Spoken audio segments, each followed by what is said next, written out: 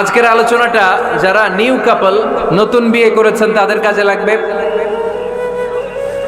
আর যারা তোমরা বিয়ে করনি তোমাদেরও কাজে লাগবে সামনে, আর মুরব্বী যারা এদেরও কাজে লাগবে। আপনারা আপনাদের অভিজ্ঞতার আলোকে এই আলোচনার কথাগুলো আপনাদের নাতি নাতকো এদেরকে শোনাবেন। তাহলে আজকের আলোচনার বিষয় হচ্ছে হ্যাপি কাপল, সুখী দম্পতি। সুখী দম্পতি, দম্পতি মানে হচ্ছে স্বামী আর স্ত্রী। স্বামী আর স্ত্রী বানায় যেজন মিস্ত্রি, সে বড় আজব কারিগর, ও মনরে সে বড় কঠিন কারিগর। স্বামী আর স্ত্রী এই সম্পর্কটা মিলিয়ে দিয়েছেন কে? কোথায় মিলিয়ে দিয়েছেন? জান্নাতে। আওয়াজ করে বলেন কোথায়? আমাদের আদি পিতা আদম আলাইহিস সালাম, আদিমাতা হাওয়া আলাইহিস সালাম, এরা হচ্ছেন পৃথিবীর প্রথম দম্পতি, the first couple in the world. পৃথিবীর সর্বপ্রথম দম্পতির নাম হচ্ছে আদম আর হাওয়া।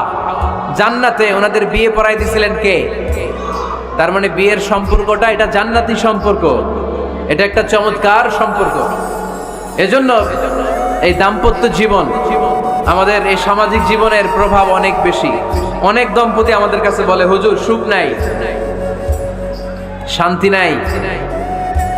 স্ত্রী এসে বলে, হুজুর আমার হাজবেন্ড আমাকে পছন্দ করে না, পরকিয়া করে। এই পরকিয়ার ভাইরাস বাংলাদেশে আছে না নাই? নীলফামারীতে বোধহয় নাই, আপনাদেরও আছে? আচ্ছা। আবার অনেক হাজবেন্ড এসে বলে, আমার স্ত্রীর এই সমস্যা। তো এগুলো সমাজের সবচেয়ে বড় সমস্যা, ঘাতক ব্যাধির চেয়েও বড় ব্যাধি।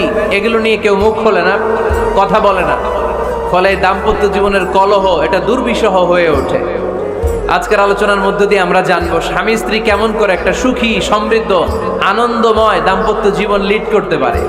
এ বিষয়ে আমাদের জানার দরকার আছে না নাই? আচ্ছা, আপনারা শুনতেছেন?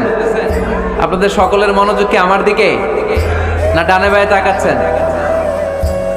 এই দিকে এখনো থামতে পারে নাই, আপনি করাই দেন পরে। এই বাম দিকে এখনো থামতে পারে নাই। আমার মোনাজাতের সময় হয়ে আসতেছে, তোমরা ধাক্কাধাক্কি করো। ধাক্কাধাক্কি করতে করতে দেখবা যে আমি দোয়া করে চলে যাচ্ছি, কিছুই নিয়ে যেতে পারলা না, তোমরা নিজেও শুনলা না, অন্যদেরকেও শুনতে দিলা না। না না, এরকম করেন না, চেয়ার দিয়ে করেন না, চেয়ার দিয়ে করেন না, রাখেন রাখেন রাখেন। আমি তো তোমাদেরকে হাত নেড়ে শান্ত হতে বললাম, এরপরে কথা কিসে রেখে?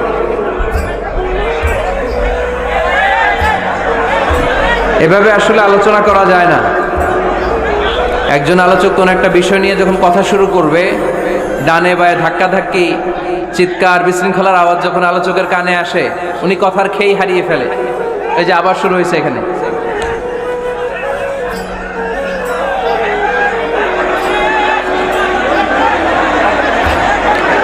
এই যে এখানে 50 জন হবে, আমার দিকে তাকাও। কি এখানে কি তোমাদের সমস্যা কি? এখানে কি জায়গা নাই? তো গো ব্যাক, পেছনে যাও, পেছনে যাও। এই যে এলইডি আছে, ওখানে বসে দেখো। ওখানে তো আমার আরো বড় দেখা যায়, ওখানে যেয়ে দেখো। এইখানে কি? প্রতিটা মাহফিলে এই আমার ডান দিকে, এ বাম দিকে কয়েকশো ছেলে পেলে ধাক্কা ধাক্কি করে শেষ পর্যন্ত বিশৃঙ্খলা। আল্লাহ হায়াতে বাঁচায় রাখলে মার্চের 15 তারিখ পর্যন্ত আমি আলোচনা করব দেশে। আজকের এই ক্যামেরাম্যানদের কথা এটা ছড়ায় যাবে সব কমিটি। এই দুই দিকে ফাঁকা রাখবেন, এইখানে আপনাদের নিরাপত্তা কর্মী রাখবেন, কেউ থাকতে পারবে না এদিকে। সামনে যত দূর বসবে সব সামনে, এই জায়গা আমি ফাঁকা দেখতে চাই। সামনে আমার প্রোগ্রাম যেখানে হবে মেহেরবানি করে এটা আপনারা অ্যারেঞ্জ করবেন, কারণ এদের কারণে পুরো মাহফিল বিশৃঙ্খলা। এই যে এখানে কয়েকশো লোক, এইদিকে কয়েকশো লোক, এরা কিন্তু শান্ত, এরা শান্ত। এই যে লক্ষ লক্ষ লোক জড়ো হয়েছে, এদের টাইমের দাম আছে। কি জবাব দিবা তোমরা আল্লাহর কাছে? কেন বিশৃঙ্খলা করো এখানে? একেবারে চুপ, একেবারে চুপ।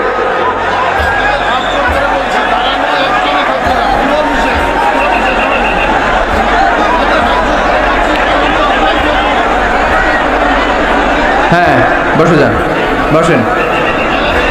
ধাক্কাধাক্কি করতে আসছেন, বসেন, ধাক্কাধাক্কি করে বসেন।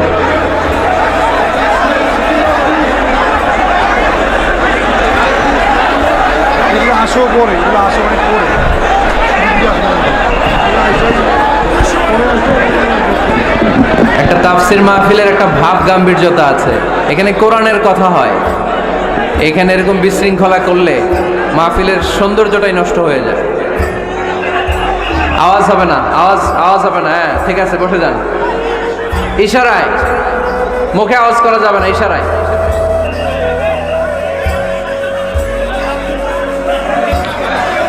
সম্মানিত ভাইয়েরা, আমরা দাম্পত্য জীবনে সুখী হতে চাই কোরআন সুন্নাহর আলোকে। স্বামী স্ত্রীর সম্পর্কটা এটা একটা মধুর সম্পর্ক, ঠিক কি না? স্বামী স্ত্রীর সম্পর্কটা কেমন জানেন? স্বামী স্ত্রীর সম্পর্কটা হচ্ছে হাত আর চোখের মতো।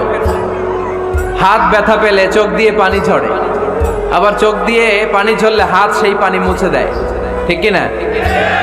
স্বামী আর স্ত্রীর সম্পর্কটা এরকম হবে, হাত আর চোখ। হাত কেটে গেলে চোখ দিয়ে পানি পড়ে, আবার চোখ দিয়ে পানি পড়লে হাতই ওই পানি মুছে দেয়। সম্পর্কটা এরকম থাকার দরকার আছে না নাই? আছে। আল্লাহ তাআলা স্বামী স্ত্রীর সম্পর্ককে কোরআনে পোশাকের সাথে তুলনা করেছেন। ড্রেস, কস্টিউম, পোশাক। আওয়াজ করে বলেন, কিসের সাথে তুলনা করেছেন? পোশাক। কেন পোশাকের সাথে তুলনা করলেন? কারণ পোশাক মানুষের লজ্জাস্থানের হেফাজত করে। ইট কভারস আওয়ার প্রাইভেটস। পোশাক, ড্রেস এন্ড কস্টিউম এটা আমাদের লজ্জাস্থানকে ঢেকে রাখে, আমাদের ঈমান বাঁচায়। তেমনি স্বামী তার স্ত্রীর চরিত্র হেফাজত করে, স্ত্রী তার স্বামীর চরিত্র হেফাজত করে, ঠিক কি না?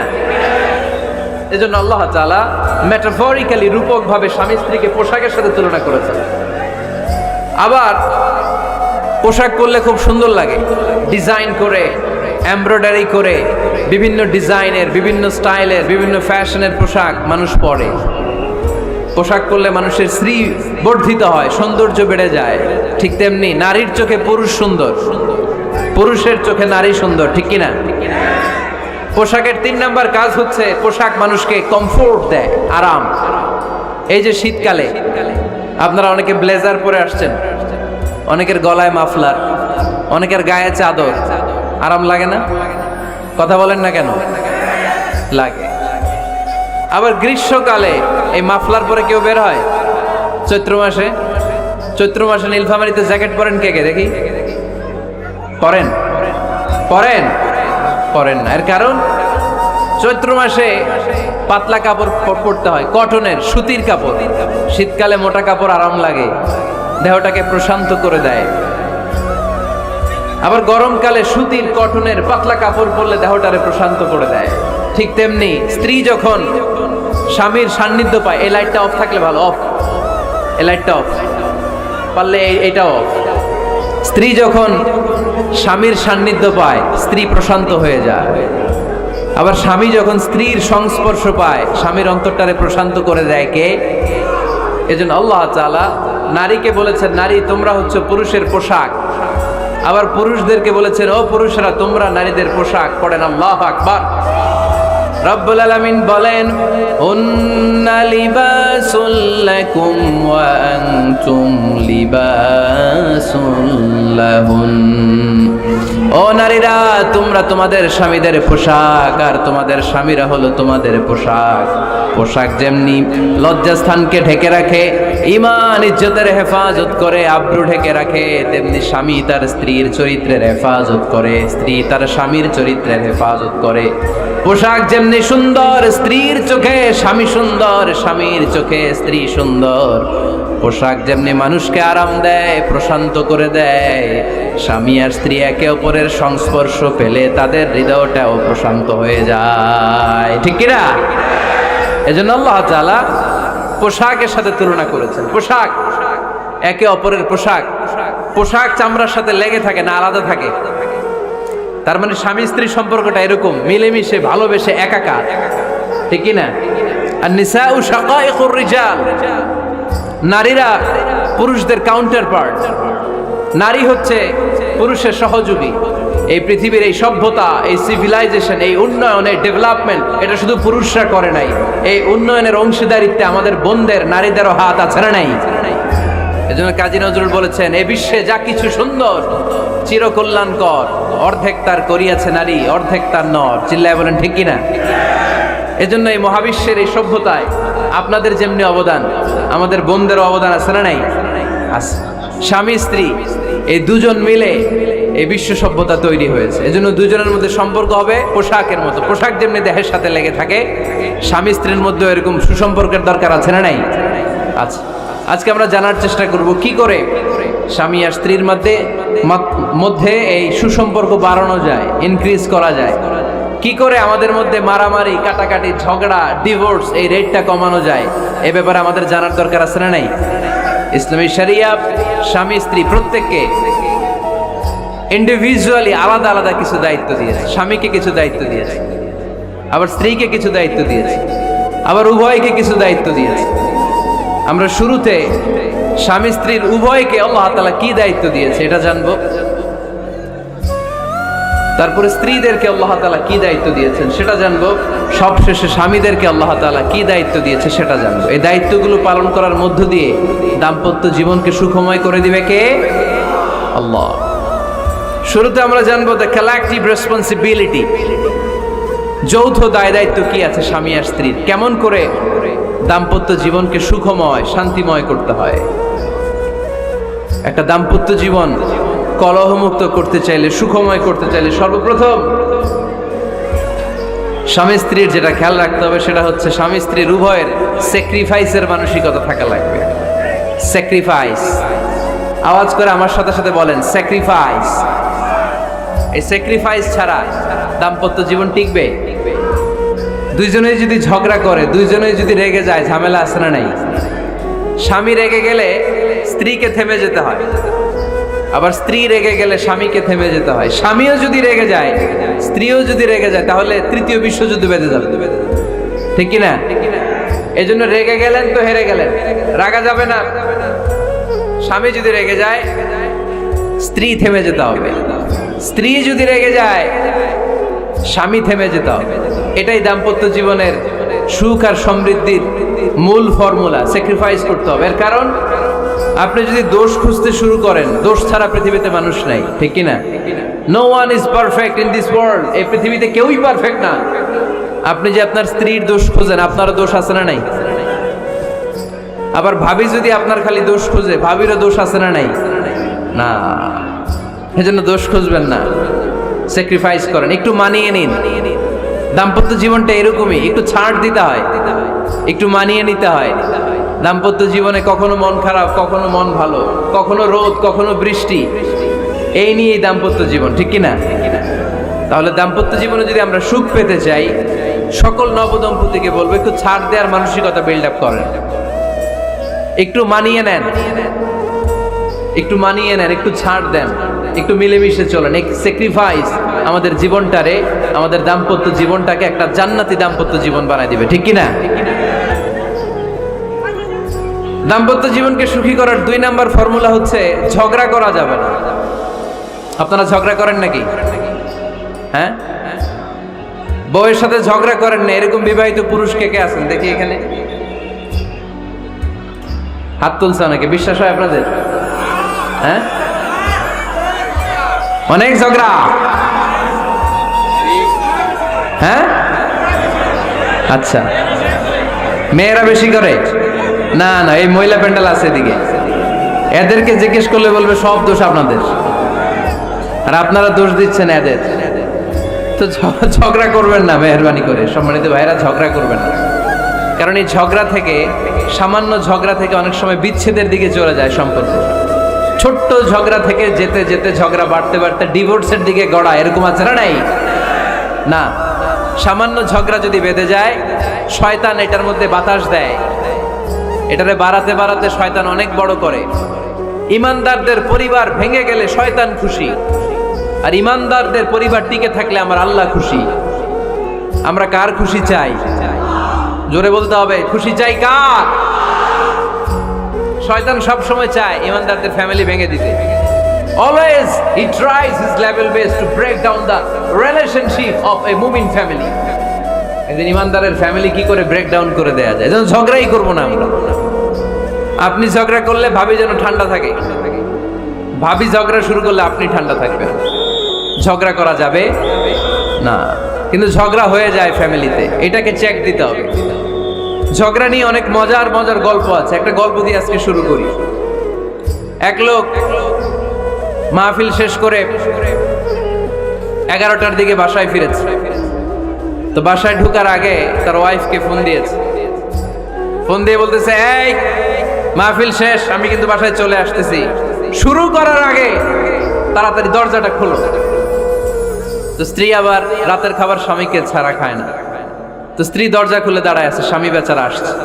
আসার পরে স্ত্রীকে বলতেছে, এই শুরু করার আগে রাতের খাবার দিয়ে দাও, খেয়ে নেই। তো স্বামী ওয়াশরুম থেকে ফ্রেশ ট্রেশ হয়ে আসছে, স্ত্রী বেচারিও ডাইনিং টেবিলে খাবার দিয়েছে। এবার স্বামীও খেতে বসেছে, স্ত্রীও খেতে বসেছে। স্বামী আবার বলতে আরম্ভ করছে, শুরু করার আগে ফ্যানটা ছাড়ো, খুব গরম লাগতেছে। এবার তো স্ত্রী রেগে মেগে আগুন, কি আসার পর থেকে শুরু করার আগে, শুরু করার আগে, শুরু করার আগে, কি শুরু করার আগে? স্বামী বলতেছে, এই তো শুরু হয়ে গেল, এই শুরু হয়ে গেল। মানে কি? ঝগড়া। নীলফামারীর ভাইয়েরা, এটা শুরু করা যাবে না। শুরু করবেন আপনারা? ঝগড়া করবেন? আমাদের ফ্যামিলিগুলো থেকে ঝগড়াকে আজকে থেকে আমরা নো বলে দিলাম। মানে না, ঝগড়াকে কি বললাম? সবাই বলতে পারেন না, আওয়াজ করে বলেন, ঝগড়াকে আমরা কি বলবো? নো। ঝগড়া করা যাবে। শয়তান ঝগড়া বাঁধাতে খুব উস্তাদ।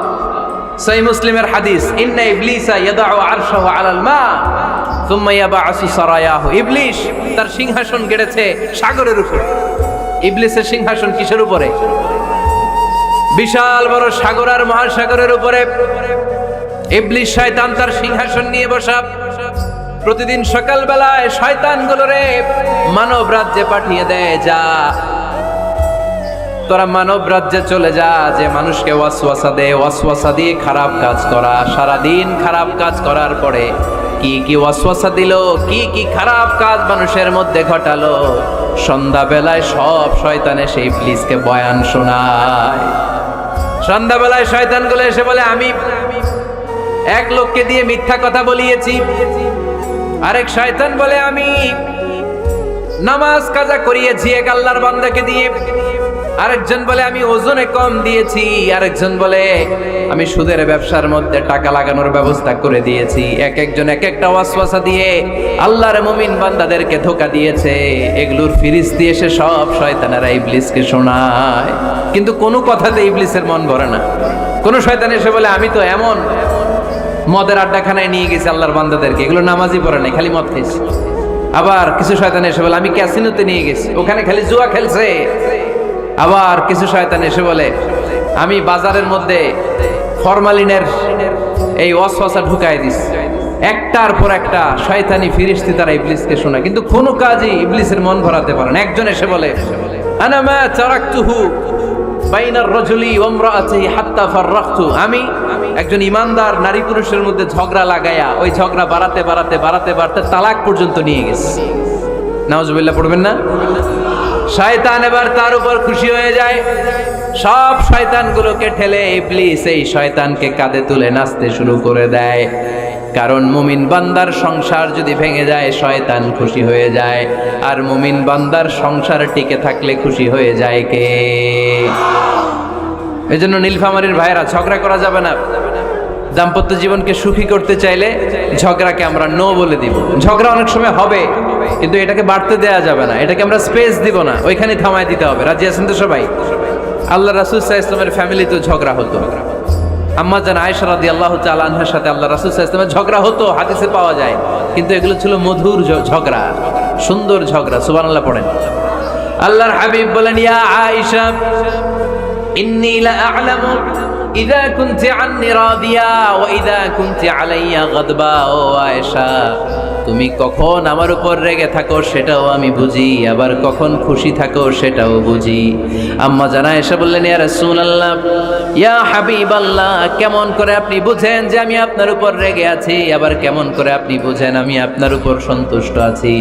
বিশ্বনবী বললেন, আয়েশা, তুমি যখন আমার উপরে খুশি থাকো, আমার উপর যখন তুমি রাজি থাকো, তখন তুমি দোয়ার সময় এইভাবে দোয়া করো, ওয়া রব্বি মুহাম্মাদ, মুহাম্মাদের রব, আপনি আমাদের সব গুনাহগুলো মাফ করে দেন। আর যখন তুমি আমার উপর রেগে থাকো, তখন তুমি আমার নামটা মুখ দিয়ে উচ্চারণ করো না, ও আয়েশা, তখন তুমি দোয়ার সময় বলতে থাকো, রব্বি ইব্রাহিম, ইব্রাহিমের রব, আপনি আমাদের সব গুনাহগুলো মাফ করে দেন। যখন তুমি খুশি তখন আমার নামটা মুখে নাও, যখন তুমি আমার উপর রেগে থাকো তখন তুমি আমার নামটা মুখে নিতে চাও না। আম্মা জান আয়েশা বললেন, ইয়া রাসূলুল্লাহ, ইয়া হাবিবাল্লাহ, মা আহজুরু ইল্লা ইসমাক, আমি শুধু আমার মুখ থেকে আপনার নামটারে সরায় রাখি, আমার হৃদয় থেকে কোনোদিন আপনারে সরাতে পারি না। মা আহজুরু ইল্লা ইসমাক, নবী হে, আমি তো শুধু মুখ থেকে আপনার নামটারে বাদ দেই, আমার হৃদয় থেকে তো আপনারে বাদ দিতে পারি না। আমার হৃদয় পুরোটা জুড়ে শুধু আপনি আর আপনি। চিল্লায় পড়েন আল্লাহু আকবার। তার মানে আম্মা জান আয়েশাও আল্লাহ রাসূল সাল্লাল্লাহু আলাইহি ওয়াসাল্লামের উপর রেগে থাকতেন মাঝে মাঝে, বিশ্বনবী মাঝে মাঝে রাগ করতেন। একবার খুব বেশি রাগারাগি হয়ে গেল, অনেক ঝগড়া হয়ে গেল। এবার আল্লাহ রাসূল সাল্লাল্লাহু আলাইহি ওয়াসাল্লাম খেয়াল করলেন না, এত ঝগড়া তো করা ঠিক হবে না। তখন আল্লাহর হাবিব সাল্লাল্লাহু আলাইহি ওয়াসাল্লাম বললেন, আয়েশা চলো মিটমাট করি। কি করি? হ্যাঁ, মিউচুয়াল করি না, মিটমাট। এই যে ঝগড়া লাগলে আবার যে মিলায়া দেয়, এটার কি বলেন আপনারা নীলফামারীতে? মিটমাট। আল্লাহর হাবিব সাল্লাল্লাহু আলাইহি ওয়াসাল্লাম বললেন, আয়েশা চলো আমরা মিটমাট করি, আমরা আর ঝগড়া না করি। আম্মা জান আয়েশা বললেন, ঠিক আছে চলেন মিটমাট করি। বিষ্ণু বললেন, ঠিক আছে একজনকে নিয়ে আসি যে দুইজনের মাঝে মিটমাট করাই দিবে। কারে নিয়ে আসবে? ওমরে ফারুককে নিয়ে আসি। আম্মা জান আয়েশা বলে, না, ওমরু গলিদ, ওমরের মেজাজ গরম, আমার ভয় লাগে। সুবহানাল্লাহ পড়বেন না? বিষ্ণু বললেন, তাহলে তোমার আব্বারে নিয়ে আসি। কই নিয়ে আসেন, আব্বারে খুব ভাল লাগে। বিষ্ণু বললেন, ঠিক আছে তোমার কথাই রইলো, ওমরকে ডাকবো না, তোমার আব্বা আবু বকরকে নিয়ে আসবো। বিশ্বনবী মিটমাট করার জন্য সাইয়েদনা আবু বকর রাদিয়াল্লাহু তাআলা আনহুকে ডেকে নিয়ে আসলেন। সাইয়েদনা আবু বকর রাদিয়াল্লাহু তাআলা আনহু ঘরে ঢুকলেন। বিশ্বনবী বললেন, আয়েশা, আমার আর তোমার মাঝে কি নিয়ে ঝগড়া হয়েছে? কথাটা কি তুমি বলবা নাকি আমি বলবো?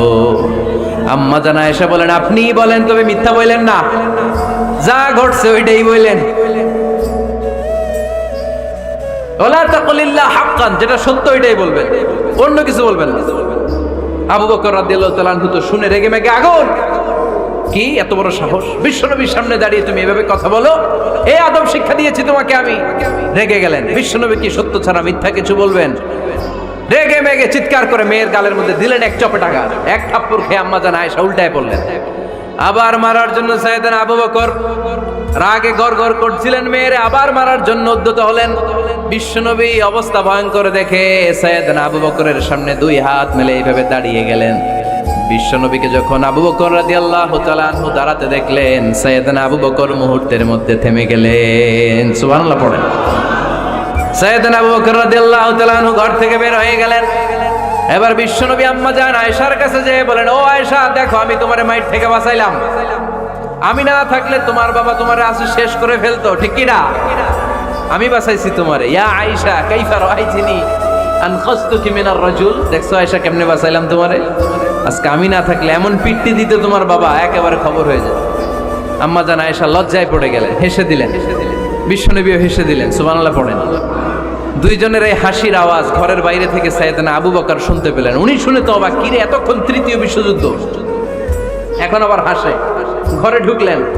ঘরে ঢুকার পরে আবু বকর রাদিয়াল্লাহু তাআলা আনহু বিশ্বনবীরে বলেন, ইয়া রাসূলুল্লাহ, আশরিকানি ফি সিলমিকুমা কামা আশরাকতুমানি ফি হারবিকুমা। হে আল্লাহর রাসূল, আপনারা দুইজন ঝগড়া লাগলে মিটমাট করার জন্য আমারে যেমনি ডাকেন, আপনারা যখন সুখ আনন্দ আর হাসাহাসিতে ব্যস্ত থাকেন, ওই হাসির সময়গুলোতে শেয়ার করার জন্য তখনও আমার একটু ডাইকেন। পড়েন সুবহানাল্লাহ।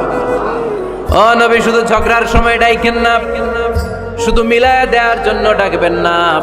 আপনাদের মধ্যে যখন সুখকর আনন্দময় হাসাহাসির মুহূর্তগুলো কাটে, ওই মুহূর্তগুলোতেও আমাকে এনে আপনারা শেয়ার করে দিয়েন। পড়েন সুবহানাল্লাহ।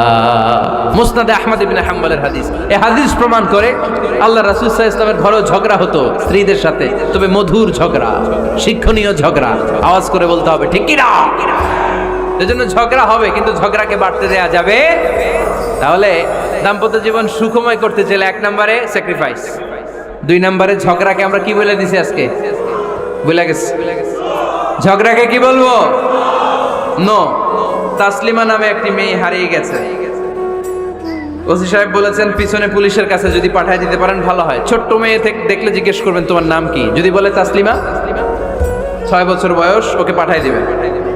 3 নাম্বার, দাম্পত্য জীবন সুখময় করতে চাইলে দাম্পত্য জীবনের কোনো গোপন কথা কারোর সাথে শেয়ার করা যাবে না। এটা কবিরা কেউ না, এটাকে হারাম বলে ঘোষণা দিয়েছে কে? এটাকে বিষ্ণু বলেছেন আযমুল আমানা। স্বামী স্ত্রীর মধ্যে যে অন্তরঙ্গ মুহূর্ত কাটে, এই মুহূর্তগুলোর কথা কারোর সাথে শেয়ার করা যাবে? নীলফামারীর যুবক ভাইরা চিল্লায় বলে, এগুলো শেয়ার করা যাবে? বিষ্ণু বললেন খবরদার, এটা আযমুল আমানা। স্বামীর সবকিছু স্ত্রীর কাছে আমানত, স্ত্রীর সবকিছু স্বামীর কাছে আমানত। আবার বিষ্ণু বলেছেন, যারা স্বামী স্ত্রীর গোপন দাম্পত্য জীবনের কথা অন্যের কাছে শেয়ার করে দেয়, তারা হলো আশারুন নাস, পৃথিবীর মধ্যে সবচাইতে নিকৃষ্ট মানুষ। এরা নিকৃষ্ট, এদের চাইতে নিকৃষ্ট আর কেউ হতে পারে না। উলাইকা কাল আনআম বাল হুম আদাল। এরা পশুর চাইতেও নিকৃষ্ট, যারা স্বামী স্ত্রীর প্রাইভেট কথা, পার্সোনাল কথা মানুষের কাছে বলে বেড়ায়। আর সিবাউ হারাম, এই গোপনীয় সব কথাগুলোকে অন্যের কাছে প্রকাশ করা হারাম করেছে কে? চিল্লায় বলতে হবে কে? তাহলে খবরদার, নিজেদের দাম্পত্য জীবনের কোনো কিছু অন্যের সাথে শেয়ার করবেন না। আমাদের বোনরা অনেক সময় একসাথে বসলে পেটের কথা, পিঠের কথা সব বলে ফেলায়, আছে না নাই? না বোনেরা, সব শেয়ার করলেও আপনাদের দাম্পত্য জীবনের কোনো কথা কখনো কারোর সাথে শেয়ার করতে পারবেন না। 4 নম্বর ফর্মুলা হচ্ছে অহেতুক সন্দেহ পরিহার করতে হবে। অনেক স্ত্রী আছে স্বামীরা খালি সন্দেহ করে, আছে না নাই? নীলফামারীতে এই সমস্যা নাই, আছে? এই যে ভুক্তভোগী পাওয়া গেছে, আছে না নাই? আছে, খালি সন্দেহ করে। এই তুমি ওদিকে তাকাইলে কেন, ওই বেডের দিকে তাকাইলে কেন, এই তোমার মোবাইল দাও, কারে ফোন দিলা দেখি, এই ফেসবুকের পাসওয়ার্ড দাও দেখি কি করছে, দেখি মেসেঞ্জারে কার সাথে চ্যাটিং করছে, আছে না নাই? এই যে অহেতুক সন্দেহ আপনার ফ্যামিলিটারে জাহান্নামের টুকরা বানায় দিবে। আবার অনেক স্বামী আছে স্ত্রীকে খালি সন্দেহ করে, এদিকে তাকালে সন্দেহ করে, ওদিকে তাকালে সন্দেহ করে, বাসায় থাকলেও সন্দেহ, বাইরে গেলেও সন্দেহ, এরকম আছে না নাই? না, অহেতুক সন্দেহ এটা পরিহার করবেন। এই সন্দেহ খুব খারাপ জিনিস। আমি ব্যক্তিগতভাবে অনেক কেস এরকম হ্যান্ডেল করেছি। এসে বলে হুজুর খালি সন্দেহ করে, এটা একটা রোগ। এটা কি? আপনার ফ্যামিলিটারে শেষ করেছে। এজন্য অহেতুক সন্দেহ পরিহার করবেন। হ্যাঁ, সত্যি যদি পরকীয়ার কোনো ঘটনা ঘটে থাকে ওটা নিয়ে বসেন, ফেস টু ফেস কথা বলেন, ফ্যামিলি মিটিং করেন, সরাসরি সেটেল করার চেষ্টা করেন। কিন্তু অহেতুক সন্দেহ একটা রোগ। এই রোগ থেকে আল্লাহ তুমি দাম্পত্য জীবনকে বাঁচাও। আমরা আওয়াজ করে পড়বো আমিন। 5 নাম্বার, স্বামী স্ত্রী একে অপরকে আল্লাহর বিধান স্মরণ করায় দিবে। স্বামী যদি ফজরের সময় ঘুমায় থাকে, স্ত্রীর ডেকে দেওয়ার দরকার আছে না নাই? আবার স্ত্রী যদি ঘুমায় থাকে, স্বামীর ডেকে দেওয়ার দরকার আছে না নাই? কোন স্বামী যাবে জান্নাতে, তার স্ত্রী যাবে জাহান্নামে। আবার স্ত্রী হবে জান্নাতি, স্বামী যাবে জাহান্নামে। এরকম আমরা চাই নাকি? আমরা যখন জান্নাতে যাব, আমার স্ত্রীর হাত ধরে একসাথে জান্নাতে ঢুকতে চাই, ঠিক কিনা? আবার আমার স্ত্রী যখন জান্নাতে যাবে, সে একা ঢুকতে পছন্দ করবে? এজন্য আমরা দুনিয়াতে যেমনি এক ছাদের নিচে, এক জায়গায়, এক বাড়িতে, জান্নাতেও আমরা এক বাড়িতে থাকতে চাই। আওয়াজ করে বলতে হবে ঠিক কিনা? এজন্য গবেষকরা বলেছে, স্বামী স্ত্রীর ভালোবাসাটাকে তারা বলে লাভ পিরামিড। কি পিরামিড? লাভ পিরামিড। এই ত্রিভুজ আকৃতি। কিরে ভাই? আচ্ছা, লাভ পিরামিড, ত্রিভুজ আকৃতি, ট্রায়াঙ্গেল। আপনারা ত্রিভুজ চিনেন? কথা কয় না। ত্রিভুজের কয় কোণা? কয় কোণা? 3 কোণা। এই যে এরকম, তাই না? এজন্য স্বামী স্ত্রীর ভালোবাসাটাকে বলে লাভ পিরামিড। উপরের কোণ সমুচার মতো না, উপরে থাকে আল্লাহ, আর ডানে স্বামী বায়ে স্ত্রী। এই 2 কোণায় স্বামী স্ত্রী, আর উপরের কোণায় আল্লাহ। স্বামী স্ত্রী যদি আল্লাহর আনুগত্যের দিকে যেতে চায়, যতই তারা the couple come to Allah, they come closer to each other. তারা যদি আল্লাহর কাছাকাছি যায়, তারা নিজেরাও কাছাকাছি হয়, ঠিক কিনা? তারা আল্লাহর কাছে যেতে যেতে যেতে যেতে আল্লাহর ইবাদতে যদি একেবারে আল্লাহর কাছে চলে যায়, তারা নিজেরাও কাছাকাছি চলে যায়, ঠিক কিনা? আর তারা আল্লাহর আনুগত্য থেকে যত দূরে সরে, যত দূরে সরে, তারা নিজেরাও নিজেদের থেকে তত দূরে সরে পড়ে। চিল্লায় বলেন ঠিক কিনা? লাভ পিরামিড এটা। এজন্য the closer the couple comes to Allah, the closer the couple comes to each other. Couple স্বামী স্ত্রী আল্লাহর ভালোবাসা নিজের মধ্যে যত গাঢ় করবে, আল্লাহর আনুগত্য যত বেশি করবে, আল্লাহর ইবাদত যত করবে, নিজেরাও তত কাছাকাছি আসবে। আর আল্লাহরে যত ভুলবে নিজেদের মধ্যে বড় বড় ফারাক করে দিবে কে? তাহলে এই পাঁচটা বিষয় স্বামী স্ত্রীর উভয়ের উপর বর্তায়, এগুলো মেনে চললে দাম্পত্য জীবনকে সুখময় করে দিবে কে? আল্লাহ। এবার আমরা শুনবো আমাদের বোনদেরকে, যে ডান দিকে আমি শুনলাম আমাদের বোনদের বিশাল প্যান্ডেল আছে না নাই? আচ্ছা, আজকে বোনদের দিয়ে শুরু করি। স্ত্রীদেরকে আল্লাহ কি দায়িত্ব দিয়েছে একটা ফ্যামিলিকে সুন্দর করতে, একটা দাম্পত্য জীবনকে সুন্দর করতে? স্ত্রীর এক নম্বর দায়িত্ব হচ্ছে she should make a comfort to her husband. স্ত্রীর উচিত স্বামীর জন্য ঘরটাকে প্রশান্তির নীড় বানিয়ে রাখা। কি বানিয়ে রাখা? প্রশান্তির নীড়। স্ত্রী হওয়া উচিত এমন যাকে দেখলে স্বামীর চোখ জুড়ায়, স্বামীর প্রাণ জুড়িয়ে যায়, স্বামীর হৃদয়টা ঠান্ডা হয়ে যায়, ঠিক কিনা? আর স্ত্রীর দিকে তাকালে যদি মেজাজ গরম হয়ে যায়, মেজাজ খিটখিটে হয়ে যায়, ঝামেলা আছে না নাই? ঝামেলা আছে। এজন্য মেহেরবানি করে আমাদের বোনরা যারা এমন কোনো কাজ করবেন না যেটা স্বামীর মেজাজকে খিটখিটে করে দেয়, কারণ আল্লাহ তাআলা আপনাদেরকে তৈরি করেছে লিতাসকুনু ইলাইহা, স্বামী আপনার কাছে গেলেই যেন তার হৃদয়টা প্রশান্ত হয়ে যায়, ঠিক কিনা? অনেক স্ত্রী আছে না জেনে না বুঝে স্বামীর সাথে এমন খিটখিটে মেজাজ দেখায় যেটা স্বামীর জন্য মেনে নেওয়া কষ্টকর। আমি একটা জরিপে পড়েছি, পৃথিবীর অনেক স্বামী স্ত্রীর কারণে হার্ট অ্যাটাক করে মারা যায়। আছে না নাই? এই তো ভুক্তভোগী পাওয়া গেছে।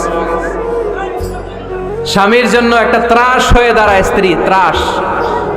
অনেক স্বামী আছে স্ত্রীর এরকম আচরণের কারণে, অতিরিক্ত প্রেসার ক্রিয়েট করার কারণে স্ত্রীদেরকে ভয় পায়।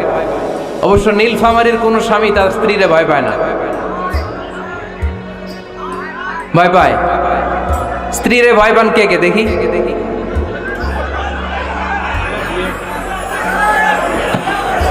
ভয় পান আপনারা? ভয় পান? হ্যাঁ, এক অফিসের বড় সাহেব তার স্ত্রীরে খুব ভয় পায়, প্রচন্ড ভয় পায়। তো সে মনে মনে ভাবলো, দেখি আমার অফিসের যারা স্টাফ আছে, ম্যানেজাররা আছে, এরা কতটুকু ভয় পায়, এরা ভয় পায় কিনা। তো একদিন সকালবেলা অফিসের সব স্টাফগুলোর একসাথে দাঁড় করায় বলতেছে, এই আপনারা যারা যারা আপনাদের স্ত্রীদেরকে ভয় পান তারা ডান দিকে যান, আর যারা স্ত্রীকে ভয় পান না এরা বাম দিকে যান। অফিসের সব কর্মচারী ডান দিকে চলে গেছে, সবাই ভয় পায়, একজন শুধু বাম দিকে। বাম দিকে কয়জন ভয় পায় না, আর যারা ভয় পায় এরা ডান দিকে, ডান দিকে সবাই। তো বড় সাহেব ভাবছে, আলহামদুলিল্লাহ আমার অফিসে একজন হইলেও বীর পুরুষ আছে। তো বীর পুরুষের কাছে যেয়ে বলে, ঘটনা কি, আপনি মোটেও ভয় পান না? কয়, স্যার প্রতিদিন অফিস করার জন্য যখন ঘর থেকে বের হয় আমার বউ আমারে বলে দেয়, খবরদার সবাই যে দিকে যায় তুমি কিন্তু ওই দিকে যাইবা না, সবাই যেদিকে যায় তুমি ওইদিকে গেলে খবর আছে। বড় সাহেব তো খবরদার, এটা তো আরো ডরায়, ঠিক কিনা? এজন্য বোনদেরকে বলবো, লিতাসকুনু ইলাইহা, এমন ভাবে আপনি আপনার স্বামীর সামনে নিজেকে প্রেজেন্ট করেন যাকে আপনাকে দেখলে আপনার স্বামীর চোখ জুড়িয়ে যায়, হৃদয়টা প্রশান্ত হয়ে যায়, আপনাকে দেখলেই আপনাকে ভালোবাসতে মনে চায়, ঠিক কিনা? এজন্য রব্বুল আলামিন বলেন, আমি নারীদেরকে তৈরি করেছি লিতাসকুনু ইলাইহা, যেন পুরুষেরা স্ত্রীদের সংস্পর্শ যখন পায় পুরুষদের হৃদয়টারে প্রশান্ত করে দেয় কে? রব্বুল আলামিন বলেছেন, খাদিজার জন্য জান্নাতে আমি এমন একটা ঘর বানিয়েছি যেই ঘরের মধ্যে কোনো বিশৃঙ্খলা নাই। খাদিজার জন্য জান্নাতে এমন একটা প্রাসাদ আমি বানিয়েছি যেই প্রাসাদের মধ্যে কোনো আওয়াজ নাই, কোনো কোলাহল নাই। কুরাইশদের মাঝে যখন দাওয়াত দিতেন সব বিশৃঙ্খলা ঝামেলা গোলমাল শেষ করে রাতের বেলায় যখন খাদিজার ঘরে বিশ্বনবী ঢুকতেন, বিশ্বনবীর হৃদয়টারে প্রশান্ত করে দিত কে? আম্মাজান খাদিজা বিশ্বনবী সাল্লাল্লাহু আলাইহি ওয়াসাল্লামের জন্য এমন ঘর উপহার দিয়েছেন যেই ঘরে বিশ্বনবী আসলে বিশ্বনবীর হৃদয়টা ঠান্ডা হয়ে যেত। সুবহানাল্লাহ পড়েন। অনেক স্ত্রী আছে স্বামী ঘরে ঢুকলেই ঘরে আটা নাই, রুটি নাই, চাল নাই, ডাল নাই, এটা লাগবে ওইটা লাগবে, ওখানে যেতে হবে, একটার পর একটা ফিরিস্তি বলে বেড়ায়, আছে না নাই? না, এটা করবেন না। আপনার কি লাগবে এই সব দায়িত্ব আল্লাহ তাআলা স্বামীকে দিয়েছে, স্বামীকে জানাবেন, তবে ধীরে সুস্থে ধীরে সুস্থে স্বামীর জন্য ঘরটাকে এমন করে রাখতে হবে যেন ঘরে ঢুকলেই স্বামীর হৃদয়টারে প্রশান্ত করে দেয় কে?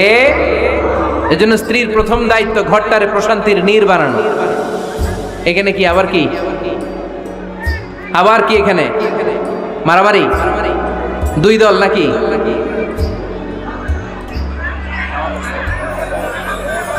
আপনাদের মনোযোগ আছে না গেছে? কষ্ট হচ্ছে?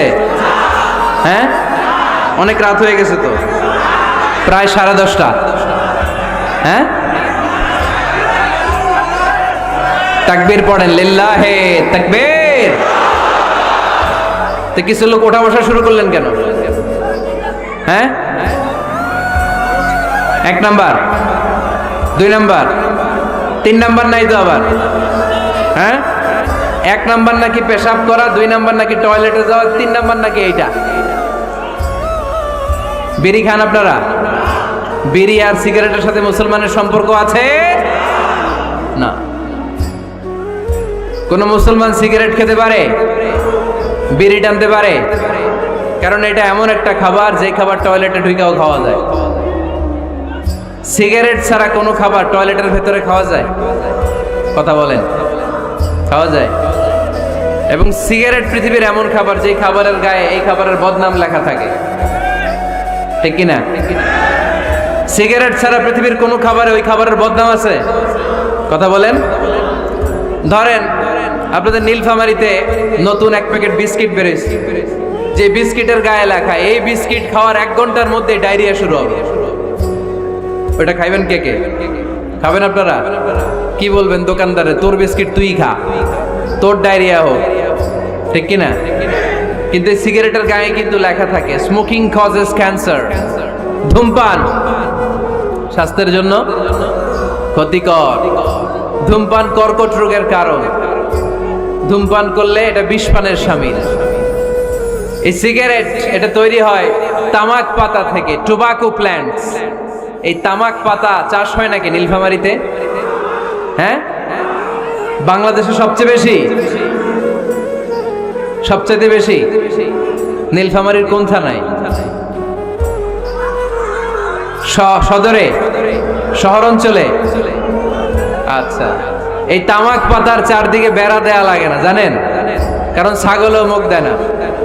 তো যেটা ছাগলে খায় না ওটা মানুষ খেতে পারে? আওয়াজ করে বলেন। তাহলে ঝগড়ারে যেমনি আজকে আমরা নো বলে দিলাম, এই সিগারেট, এই মাদক, এগুলাকে আজকের প্রোগ্রাম থেকে আমরা নো বলে দিব। পারা যাবে? মাদককে আমরা নো বলে দিলাম। আওয়াজ করে বলেন, মাদক আর সিগারেটকে কি বললাম? নো। আল্লাহ তুমি বোঝার তৌফিক দান করো, আমরা পড়ি আমিন।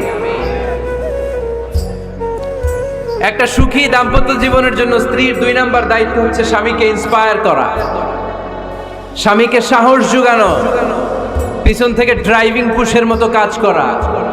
কারণ স্বামীকে যখন স্ত্রী সাহস যোগায়, স্বামীর সাহস বেড়ে যায়, ঠিক কিনা? আল্লাহর হাবিব সাল্লাল্লাহু আলাইহি ওয়াসাল্লামের কাছে কোরআনের আয়াত নাযিল হলো, ইকরা বিসমি রাব্বিকাল্লাযী খালাক, খালাকাল ইনসানা মিন আলাক, ইকরা ওয়া রাব্বুকাল আকরাম, আল্লাযী আল্লামা বিল কলম, আল্লামাল ইনসানা মা লাম ইয়ালাম। পড়েন আল্লাহু আকবার। সূরাতুল আলাকের 5 আয়াত হেরা গুহায় যখন নাজিল হয়ে গেল, বিশ্বনবী সাইয়েদনা জিবরাইলকে নিজ আকৃতিতে দেখলেন, পা থেকে মাথা পর্যন্ত দেখে বিশ্বনবী ভয় পেয়ে গেলেন। বিশ্বনবী সাল্লাল্লাহু আলাইহি ওয়াসাল্লাম জীবনে 2 বার সাইয়েদনা জিবরাইল আলাইহিস সালামকে ওনার আসল আকৃতিতে দেখেছিল। আওয়াজ করে বলতে হবে কয়বার? 1 হচ্ছে মেরাজ রজনীতে সিদরাতুল মুনতাহায়, 2 হচ্ছে প্রথম যখন কোরআনের আয়াত নাজিল হয়, বিষ্ণু সাল্লাল্লাহু আলাইহি ওয়াসাল্লাম দেখলেন বিশাল একজন ব্যক্তি, পাটা হচ্ছে হেরা গুহায় আর মাথাটা হচ্ছে আকাশের উপরে। এই বিশাল একটা লোক, সে কোরআনের 5 আয়াত নিয়ে এসেছে সূরাতুল আলাক, আর বলতে শুরু করেছে, ইয়া মুহাম্মদ ইকরা, আপনি পড়ুন, আপনি পড়ুন, আপনি পড়ুন। 3 বার পড়ার আদেশ করার পরে বিষ্ণু সাল্লাল্লাহু আলাইহি ওয়াসাল্লাম পড়তে আরম্ভ করলেন, ইকরা বিসমি রাব্বিকাল্লাযী খালাক, খালাকাল ইনসানা মিন আলাক, ইকরা ওয়া রাব্বুকাল আকরাম, আল্লাযী আল্লামা বিল কলম, আল্লামাল ইনসানা মা লাম ইয়ালাম। বিষ্ণু সাল্লাল্লাহু আলাইহি ওয়াসাল্লাম পড়তে আরম্ভ করলেন। প্রথম কোরআনের আয়াত যখন নাজিল হয়ে গেল, বিষ্ণু সাল্লাল্লাহু আলাইহি ওয়াসাল্লাম ভয় পেয়ে গেলেন। হাত নাড়াচ্ছেন কেন আপনারা? হ্যাঁ, কি স্ক্রিনে দেখা যায়? আহারে কি আনন্দ, আকাশে বাতাসে সবাই খুশির ঠেলায়। খুশিতে আনন্দে ঠেলায় না। আল্লাহর হাবিব সাল্লাল্লাহু আলাইহি ওয়াসাল্লাম ভয় পেয়ে গেলেন। আপনাদের মনোযোগ তো নাই মনে হচ্ছে, তা হাত নাড়াচ্ছেন কেন? এদিকে তাকান। খরগোশের কানের মতো কান দুইটারে খাড়া করে। করোনার আয়াত যখন নাজিল হলো, আল্লাহ রাসূল সাল্লাল্লাহু আলাইহি ওয়াসাল্লাম ভয় পেয়ে গেলেন। বিষ্ণু ঈসা ইসলামের হৃদয় কাঁপতে আরম্ভ করলো। করোনার 5 আয়াত নিয়ে হেরা গুহা থেকে বিশ্বনবী আম্মা জান খাদিজাতুল কুবরা রাদিয়াল্লাহু তাআলা আনহার কাছে চলে আসলেন।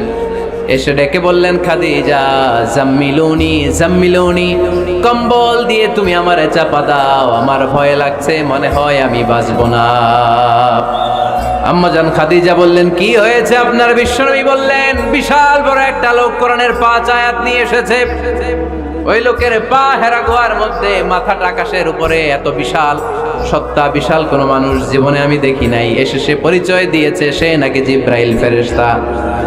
বিশ্বনবী বললেন, মনে হয় আমি বাঁচব না, আমার জ্বর চলে এসেছে, আমার হৃদয়ের মধ্যে কাঁপুনি শুরু হয়েছে, তুমি আমারে কম্বল দিয়ে চাপা দাও। আম্মা জান খাদিজা বললেন, ও নবী ভয় পাবেন না, আমার আল্লাহ কোনোদিন আপনারে অপমান করবেন না। সুবহানাল্লাহ পড়েন। ওয়াল্লাহি ওয়াল্লাহি লা ইউখজিক আল্লাহু আবাদা। নবী গো, আল্লাহ আপনার অপমান করবেন না, কারণ আপনার মধ্যে এমন এমন ভালো ভালো গুণ আছে, এই গুণাবলীগুলি যে মানুষের মধ্যে থাকে তাকে আমার রব কোনোদিন অপমান করতে পারে না। চিল্লায় বলেন ঠিক কি না? নবী হে, ইন্নাকা লা তাসিলুর রাহিমা, আপনি আত্মীয়তার সম্পর্ক বজায় রাখেন। ও নবী, তাসদুকুল হাদিসা, সব সময় আপনি সত্য কথা বলেন। ওয়া তাহমিলুল কাল্লা, আপনি মানুষের বোঝা টেনে দেন। ওয়া তাকসিবুল মা'দুমা, যার উপার্জন করার কেউ নাই, নিজে গায়ে খেটে আপনি তারে উপার্জন করে দেন। ওয়া তুঈনু আলা নাওয়াইবিল হক, সত্য যেখানে বিপন্ন সেখানে আপনি সাহসী সৈনিকের মতো দাঁড়িয়ে যান। সুবহানাল্লাহ। নবী হ্যাঁ, আপনি ভয় পাবেন না, কারণ আপনি এমন অসাধারণ ব্যক্তিত্ব, এমন জনকল্যাণমূলক কাজের আঞ্জাম আপনি দেন, এরকম লোককে আল্লাহ কখনো অপমান করতে পারে? আপনি চালিয়ে যান, আপনাকে থামানোর মতো অপশক্তি গোটা বিশ্বে দ্বিতীয়টা নাই। চিল্লায় বলেন ঠিক কি না? বিশ্বনবীকে সাহস জুগিয়েছেন, এরকম সাহস জোগানোর মতো স্ত্রী আমাদের দরকার আছে না নাই?